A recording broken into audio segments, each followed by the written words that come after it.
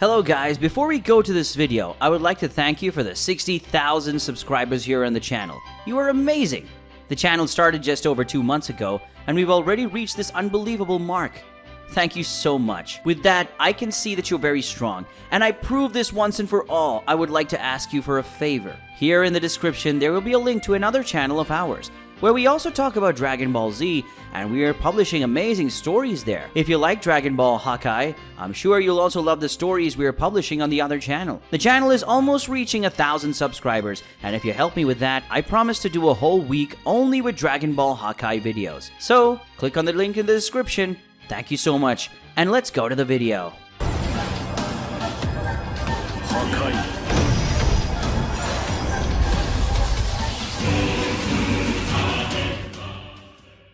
Dragon Ball Hakai, Chapter 4, The Freedom of Cooler.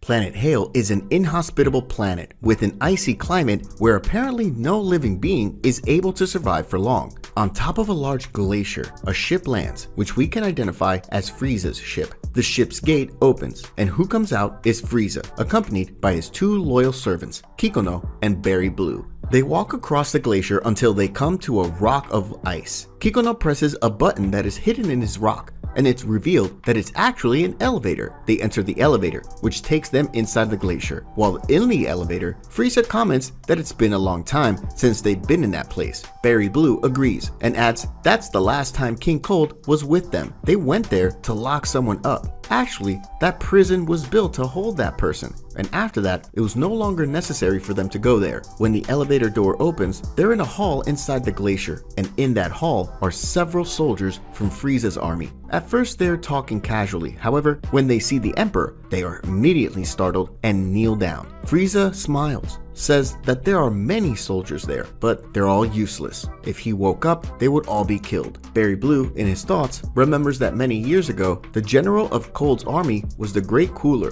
Cold's firstborn son and Frieza's older brother. Cooler, as general of Cold's army, won many victories for his father's empire. However, his power was so great that even the king feared him, as Cooler was much more powerful than Cold and Frieza. So, fearing that his eldest son would usurp his throne, Cold, along with Frieza, betrayed Cooler and imprisoned him and his most trusted soldiers in the prison built especially for him. This prison they're in. They arrive in front of a large door, and Frieza, pressing a button, opens it. This is the door of a big hall, where in the center, there's a big capsule. Inside that capsule, there's someone imprisoned. That person is Cooler, and his arms and legs are stuck in metal blocks, and around him, there's a strange liquid. Upon seeing his brother, Frieza praises Kikuno, saying that the prison capsule he created is still effective, even after many years have passed. Kikuno thanks his lord's praise, and explains that the liquid inside the capsule contains a powerful sedative, which keeps Cooler paralyzed and sleepy, and those blocks that hold Cooler's arms and legs emit a very specific type of radiation that neutralizes Ki. Kikuno adds that he worked for months to build that capsule and also spent a lot of resources. Frieza again praises Kikuno's work, but orders him to empty the capsule. Kikuno is surprised by that order and asks if Frieza is sure about that. He says that only the metal blocks might not be enough to keep Cooler under control. Frieza explains that his brother was much more powerful than him and his father in the past. However,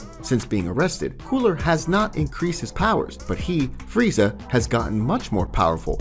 His brother was no longer a problem. Kikuno obeys, and when he presses a few buttons on the computer, the capsule begins to pour the sedative liquid, and Cooler reacts immediately. Kikuno is surprised. In a few seconds, he was already starting to react, but Berry Blue wasn't surprised. Could anything less be expected of the Great Cooler? Cooler wakes up, and then, with great rage, shouts his brother's name, who responds with a sarcastic smile and compliment. Cooler asks how that bastard dared to stand in front of him, and what about Cold? Did he not deserve his father's illustrious presence? But Frieza gives him the news. Cold has been dead for a while. Cooler doesn't like to hear that news. He was the one who should have killed Cold, but the shock was yet to come. Frieza says that, oddly enough, it was a Saiyan who eliminated the king. Cooler says that was impossible. Those monkeys could not kill their father. Frieza explains that a lot has changed since he was imprisoned. In fact, the Saiyans were no longer the weak beings they used to subjugate, and as painful as it may be, there are Saiyans stronger than them. But to Cooler, it was blasphemy. How could Frieza let this happen? Cooler's power increased increasingly awakening, began to crack the metal blocks that held him, which scares Kikuno and Berry Blue. But Frieza, with a sad expression, says that unfortunately their army, which once dominated everything they wanted, is now no longer sovereign in the universe. And Frieza says he needs his brother to join him so that together they form a powerful elite of warriors that is capable to defeat the Saiyans who live on Earth. But Cooler thinks that proposal is absurd. Join him? No, he would kill him, and he would kill his servants. And then he himself would go to Earth and kill those Saiyans. Kikuno yells for Frieza to be careful, and then Cooler breaks free of his handcuffs, and the pressure of the prisoner's energy launches Kikuno and Berry Blue out of that room, and also pushes back the soldiers that were in the hallway. Afterwards, Cooler flies to Frieza to land a hit on his younger brother, but is completely shocked when Frieza easily handles his hit with one hand. Frieza says he's very happy that his brother's powers have not decreased by even 1% in all those years. But time has passed, and now Cooler's power is totally surpassed. Frieza starts releasing his energy, knocking Cooler to the ground, completely scared, and then he shows the golden form with a smile, proud of his power. Cooler opens his eyes wide to see that transformation. He is shocked. That form surpassed all his transformations. Frieza agrees, but tells his brother not to be sad. If Cooler joined him, he would teach him that transformation. And he adds that together they will form a powerful elite that will overcome the warriors of planet Earth and also all gods of the universe. In this way, Frieza's army would once again be sovereign in the universe. Cooler, seeing no other option, finally agrees, with the only condition that Frieza also free his special forces, who were also trapped in that prison. Frieza agrees, and the two brothers seal the deal with a handshake. A few minutes later, they finally leave the prison. Frieza, Kikuno, and Berry Blue are now joined by Cooler and Cooler's special forces, the elite troop of the former general of Cold's army. Entering the ship, Cooler notes that it was much more technological than the ships they used in the past, and Frieza says that he must thank Kikuno, who built that wonder. Cooler looks at Kikuno, who fears him very much. Frieza says that the ship was not only beautiful and comfortable, but that it also had very spacious and sturdy special training rooms, and it was also much faster than the old ships, which was perfect for the trips they would take. Cooler observes a creature of the Yadorat race in one place of the ship. He asks who it is, and Frieza says his name is Linzor. Cooler asks why he's there and says he seems to be very weak, but Frieza explains that his abilities will be very useful and he'll see that in the future. Cooler changes the subject and asks what they will do from now on. Frieza goes to a computer and presses a button. Then an image of 5 cocoons appears, and below each cocoon is their names. They are Janemba, Hiru, Hatch, Majin Buu, and Kalimor. Frieza explains that in addition to Cooler, he has selected 5 other extremely powerful warriors, or rather 5 super powerful beasts. He states with these creatures, they will be able to subdue all warriors on Earth, and also all gods of all universes. But Cooler doesn't understand that very well. Gods? Universes? Frieza said strange things. But Frieza assures his brother that he will explain everything in due time. All he needs to know now is that there are beings far more powerful than they are, and they've their lives in their hands. But with these beasts, they will be able to defeat these beings. Cooler says that this conversation about gods and universes can wait. He wants to know more about these such powerful beasts. Taking a closer look at Majin Buu's image, Cooler recognizes him. He comments that he's seen that creature somewhere. It's that Majin Buu that millions of years ago destroyed hundreds of civilizations. Many years ago, Cold's army investigated this creature because of the mythology about him that they found in some parts of the universe. Cold, at that time, instructed them not to bother Majin Buu in case they encountered him. The existence of that creature was a taboo. Frieza explains that these beasts are called the 5 great primal beasts. They are super powerful creatures that are part of a deity sealed away many years ago. He doesn't know the details, but he knows that these creatures can surpass even the gods of destruction. About Majin Buu, from what he found out, a part of his power was released many years ago by a mage named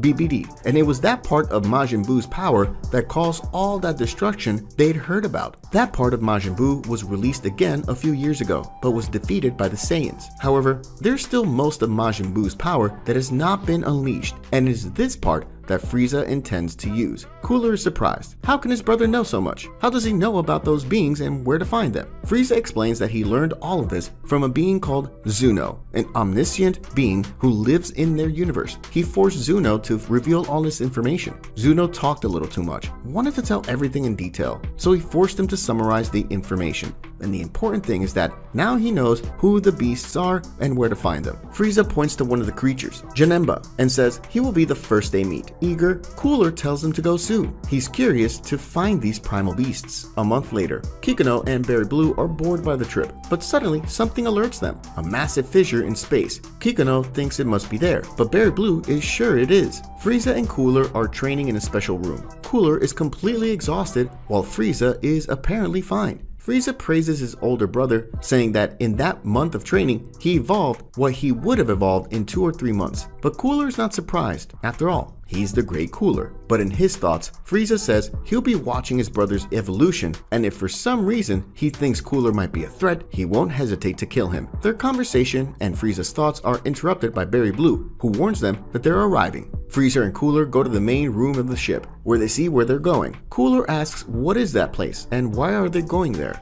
Frieza explains it's a fissure in space that will lead them to the Hakai world, or realm of demons, where they will find the new recruit. Kikuno notices something and looks to Linzer, and he tells the Yaldabaoth that even though that ship is very resistant, it won't withstand the energy emanating from that fissure, and if they get any closer, they will be destroyed. He needs Linzer to teleport them beyond the fissure. Cooler is surprised by this and asks if it's possible to teleport to another dimension. Berry Blue explains it, saying that the Yaldabaoth race is known for having many tricks, and one of them is that instant transmission technique. But actually, teleporting to another dimension is quite a task even for this race. But Linzer is a prodigy in this technique even among his race. Cooler tells Frieza that he now understands why he brought Linzer. It's an insect with interesting tricks. Linzer does his technique, and then the ship instantly goes to Hakai world. The demons of that realm, upon seeing the invading ship, will immediately destroy it, but Kikuno was prepared for that. So with the press of a button, he creates a force field that protects the ship from the creatures. Frieza says that, according to information given by Zuno, Janemba is in a floating fortress not far from that fissure. With this super fast ship, they should be there in a few hours, but they must be prepared. They will find resistance. A few hours later, they arrive at the castle, but the building is protected by a force field, but that won't be a problem. Linzer teleports them beyond the force field. When the ship lands, Frieza, Cooler, and Cooler's special forces leave.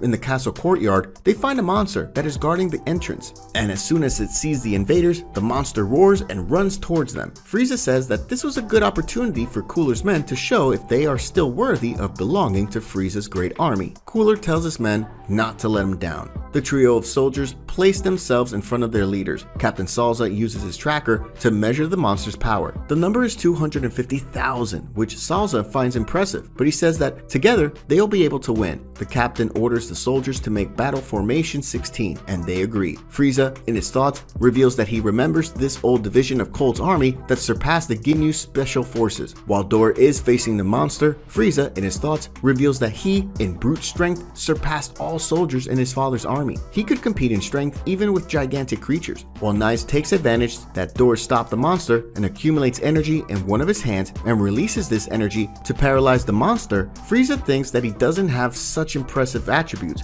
but with this technique, he is able to paralyze even super strong creatures. With the monster paralyzed by Knives, Salza prepares a keyblade in his hand and then charges through the demon's back to kill him. And while the monster's head is separated from his body, Frieza reveals that Salza's keyblade was capable of cutting through mountains like paper. While in active duty, he was considered the most powerful soldier in Cold's army, considerably surpassing Captain Ginyu. Well, in the end, Cooler's special forces, using an incredibly synchronized attack, easily defeated the Demon Guardian. Proud of his soldiers, Cooler sarcastically asks Frieza if he still doubts his soldiers' powers, and the Emperor admits they weren't bad. Meanwhile, they were watched by a trio of demons. They were surprised by the invaders had managed to defeat that demon so easily, which according to them was very powerful by the standards of that world. One of the demons asked if they should alert their master about these invaders. They could be the celestial mages, and their master ordered them to report anything strange that happened. But the white cloth demon calls his companion an idiot and says that they've been in that place for decades, and that to prove their worth, they needed to face some enemies. Only then will their master recognize their power, and then they wouldn't just be apprentices and become true guardians. And then he says that these invaders are definitely not the celestial mages, and that they will be squashed like cockroaches. Something explodes the door of that place. It was the invaders, Frieza,